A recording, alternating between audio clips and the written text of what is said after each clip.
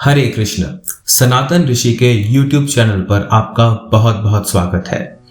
आप लोग यह तो अच्छे से जानते ही होंगे कि महाभारत को विघ्नहर्ता श्री गणेश जी ने लिखा है, लेकिन क्या आपको इसकी पूरी कहानी पता है कि आखिर क्यों गणेश जी ने ही महान महाकाव्य महाभारत की रचना क्यों की? आज हम यही कथा आपको सुनाने जा रहे हैं।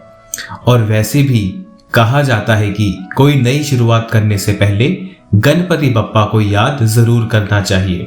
हमारे चैनल के माध्यम से हम सनातन धर्म की लोकप्रिय कहानियों, भगवत गीता की सरल एक्सप्लेनेशन इत्यादि लेकर आ रहे हैं और इसकी शुरुआत गणेश जी की इस लोकप्रिय कथा से करने जा रहे हैं।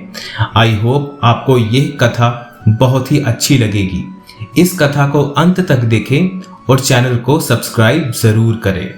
तो आइए सुनते हैं यह महान पौराणिक कथा। बहुत समय पहले की बात है। द्वापर युग में महर्षि वेद व्यास नाम के एक महान ऋषि हुए थे। वेद व्यास जी हिमालय की तलहटी की एक पवित्र गुफा में तपस्या में संलग्न तथा ध्यान योग में स्थित होकर अपनी योग शक्ति से महाभारत की घटनाओं आदि से अंत तक स्मरण कर मन ही मन में महाभारत की रचना कर चुके थे। महाभारत, जिसको कि 5वां वेद भी कहा जाता है, उसको वेद व्यास जी ने अपनी योग शक्ति से पहले ही रच दिया था। लेकिन उन्होंने स्मरण तो कर लिया, लेकिन अब उन्हें लिखने में परेशानी हो रही थी, क्योंकि उनके विचार उनकी कलम से भी तेज चलते थे। इसके लिए उन्हें ऐसे लेखक की जरूरत थी जो उनकी रफ्तार से लिख सके। वेद व्यास जी ने भगवान ब्रह्मा जी से मदद मांगी। ब्रह्मा जी ने उनसे पूछा, व्यास, आपने मुझे क्यों बुलाया? आपको क्या चाहिए? व्यास जी ने कहा, हे भगवान, मैंने एक अद्भुत कविता लिखी है, एक महान काव्य की रचना करी है। यह मानवता की कहानी है, लेकिन मुझे इसे लिखने के लिए किसी की जरूरत है, कोई ऐसा जो मेरी रफ्तार से लिख सके।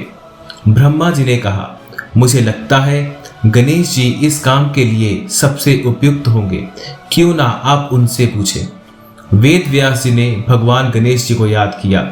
गणेश जी ने प्रकट होकर उनसे पूछा, मैं समझता हूं कि आप अपनी कविता के लिए एक लेखक की तलाश में हैं।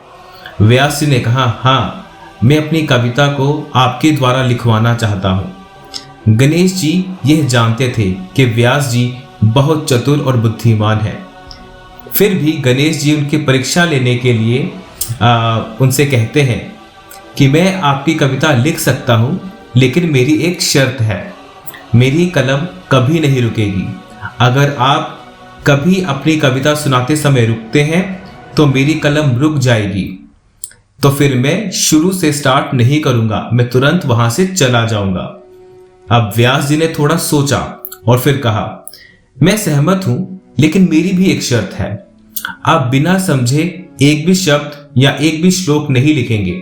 गणेश जी उनकी बात सुनकर बहुत ही प्रसन्न हुए और व्यास जी की शर्त से सहमत हो गए और लिखने के लिए बैठ गए। वेद व्यास जी सुनाने लगे, लेकिन जब कभी उनके पास शब्द खत्म हो जाते तो उन्हें कुछ समय चाहिए होता, तो वह कठिन शब्दों और जटिल वाक्यों का श्लोक रच देते।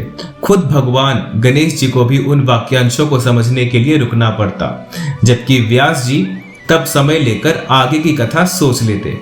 इस तरह महान ग्रंथ महाभारत की रचना हुई। वेद व्यास जी और गणेश जी के इस अद्भुत संयोग से यह महान ग्रंथ लिखा गया। भगवत गीता इसी महान ग्रंथ का एक हिस्सा है। इसी के साथ यह कथा समाप्त होती है।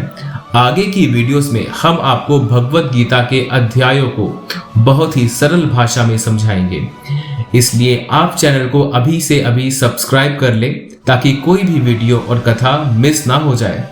और आपको यह कथा कैसी लगी, आप हमें प्लीज कमेंट कर जरूर बताएं। तो अभी आप मेरे साथ इस मंत्र को दोहराइए, हरे कृष्ण कृष्ण कृष्ण हरे हरे, हरे राम राम राम हरे हरे। तो मिलते हैं सनातन ऋषि की अगली YouTube वीडियो में।